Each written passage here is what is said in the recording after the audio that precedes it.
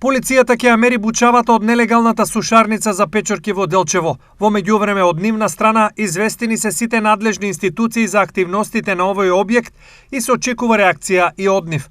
Ова стои во одговорот што ТВ Стар го доби од ЦВР Штип во врска со реакциите на жители од населба Басарица за гусчат и неподнослива бучава од нелегална сушарница за печорки во нивната населба. Од страна на полициската станица Општа надлежност Делчево е постапено по добиена писмена пријава против именуваната фабрика во местноста викана Басарица и веднаш се известени сите надлежни институции, односно Трудов инспекторат, инспектор за животна средина и јавно обвинителство од Делчево. Од страна на полициската станица ќе биде извршено и мерење со фонометар за бучавата.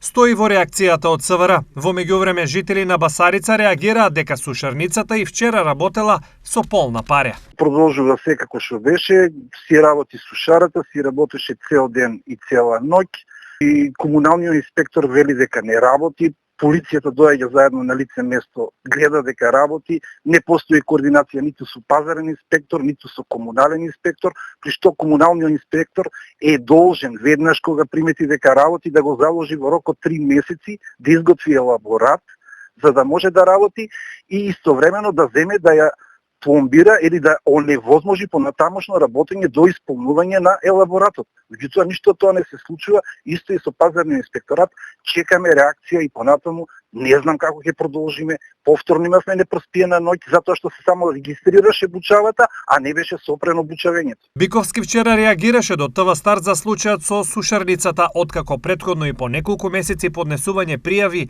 и реакции, ниту една засегната институција на државно и локално ниво не го решила проблемот со бучавата и чадот.